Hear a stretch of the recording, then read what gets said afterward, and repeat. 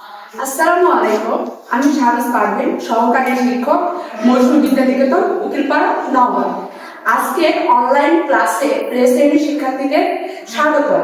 আমি জানি, আমরা সবাই জানি, এখন তীব্র তাপদাহের কারণে স্কুল বন্ধ থাকায় বাচ্চারা বাসায় ঠিকমতো পড়াশোনা করে না, যার কারণে আমরা অনলাইন ক্লাসের মাধ্যমে বাচ্চাদের এই সংকট কাটিয়ে উঠতে এই ক্লাসের আয়োজন করা হয়েছে।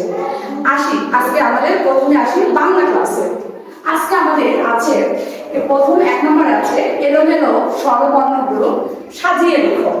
এলোমেলো বলতে আমরা বুঝি যে স্বরবর্ণগুলো স্বর অ থেকে ও পর্যন্ত বর্ণগুলোকে আমি এলোমেলো ভাবে এক এক জায়গায় রেখে রেখেছি, কিন্তু সেগুলোকে আমাকে কি করতে হবে, আমাকে এক জায়গায় নিয়ে এসে লম্বা সারিবদ্ধভাবে সাজাতে হবে।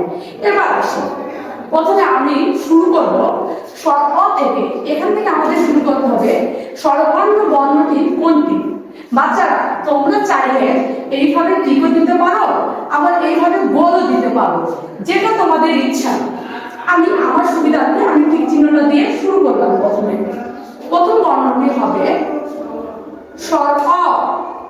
স্বর অর পরে কি হবে স্বর আ।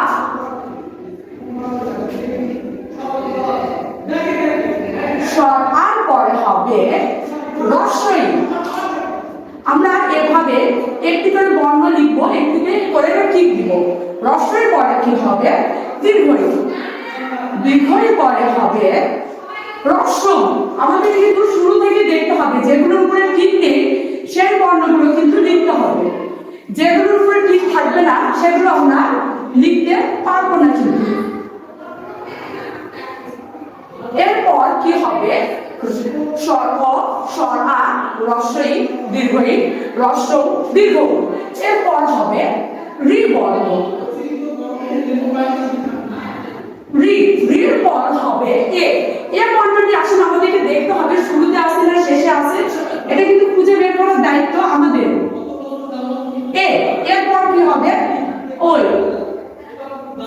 ওয়ের পর হবে ও। ওয়ের পরে হবে ও। এবার আমরা খুঁজে দেখবো যে সবগুলি বর্ণ লেখা হলো কিনা।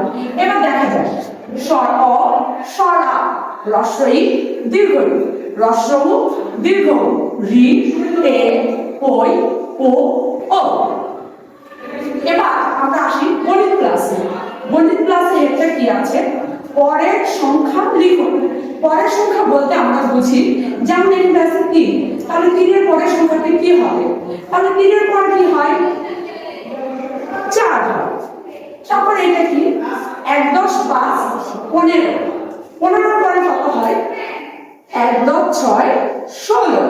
এটা হচ্ছে 8, 8 এর পরে কত হয় 9, এটা হচ্ছে 2, তাহলে 2 এর পরে কত হবে 3, এটা হচ্ছে 2 1 21, তারপরে হবে 2 2 22, তারপর আছে 1 7 17, 17 এর পর হবে 1 8 18। এবার আমরা আসি 3 4, 1 10 5 15, 1 10 6 16, 8 9, 2 3, 2 1 21, 2 2 22, 1 7 17, 1 8 18। এবার আমি আসি ইংরেজি ক্লাসে। আজকে আমাদের একটি আছে write the small letter beside the capital letter. অর্থ আমার এই বড়, এটা হচ্ছে ক্যাপিটাল লেটার। ক্যাপিটাল অর্থ হচ্ছে বড় আর স্মল অর্থ ছোট। তাহলে আমাকে এখন কি করতে হবে, এই ক্যাপিটাল লেটারের পাশে স্মল লেটার এটা এই লিখতে হবে। এটা বি, তাহলে বি এর পাশে আমাকে লিখতে হবে স্মল লেটার বি। তোমরা কিন্তু ভুল করে ও পেছনে লিখবে না, পেছনে লিখলে কিন্তু ডি হয়ে যাবে। এটা কি সি, সি এর পরে কি হবে সি। ক্যাপিটাল লেটার বি এর পাশে স্মল লেটার ডি। এটা কি ই, ই এর পাশে হবে ই। এ, এফ এর পাশে হবে স্মল লেটার এফ। সি, জি এর পাশে হবে স্মল লেটার। স্মল লেটার কিন্তু নিচে দুই হয়, এটা কিন্তু তোমাদের মনে রাখতে হবে। তারপর এইচ, এইচ এর পাশে হবে এইচ। আই, আই এর পাশে হবে স্মল লেটার আই। এটা জে, জে কিন্তু মনে রাখবে বাচ্চারা নিচে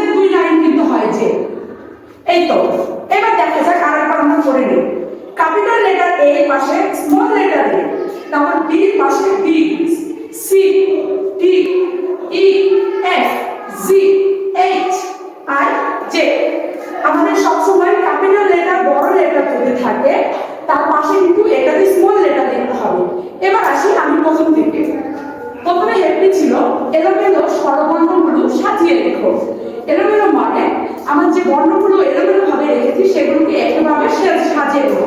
স অ স আ রস্বই দীর্ঘ রস্বউ দীর্ঘ রি এ ওই ও ও। এবার আসি গণিতে। পরের সংখ্যা লিখো। 3 4 1 10 5 15 1 10 6 16 8 9 2 3 2 1 21 2 2 22 1 7 17 1 8 18। এবার ইংলিশ।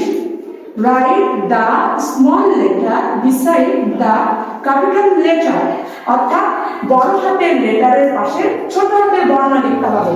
ক্যাপিটাল অর্থ বড়, স্মল অর্থ ছোট।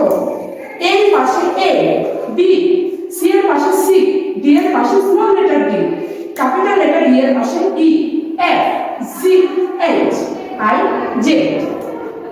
শিক্ষার্থীরা, যেহেতু আমাদের 5 তারিখে পরীক্ষা, আশা করছি এতে করে তোমরা অনেক উপকৃত হবে। অবশ্যই ক্লাস মনোযোগ দিয়ে দেখবে এবং বাসায় পড়াশোনা করবে। এবং বাসায় অতিরিক্ত গরমের কারণে ছুটি থাকায় তোমরা কিন্তু পানি খেতে যেন ভুল করো না। অবশ্যই পানি খাবে। আজকের মতো ক্লাস এখানেই শেষ করছি। আল্লাহ হাফেজ।